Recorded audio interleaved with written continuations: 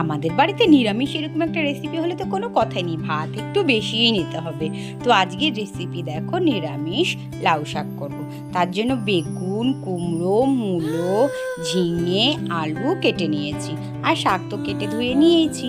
আর এবার কড়াইয়ের মধ্যে তেজপাতা, শুকনো লঙ্কা, পাঁচফোড়ন সম্বার দিয়ে আমি শাকগুলো দিয়ে দিলাম। শাকগুলো একটু নাড়াচাড়া হয়ে গেলে তারপরে আমি সবজিগুলো দিয়ে দেবো। দিয়ে সবজিটা একটু নাড়াচাড়া করে তারপরে ঢাকা দিয়ে দেবো একটু সেদ্ধ হওয়ার জন্য।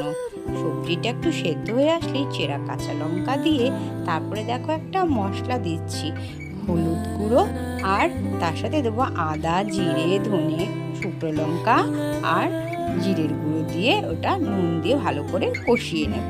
নাড়াচাড়া করে যখন একটু শুকনো শুকনো হয়ে আসবে, নামানোর আগে একটুখানি চিনি দিয়ে নামিয়ে নিলে এই রেসিপিটা কিন্তু কমপ্লিট।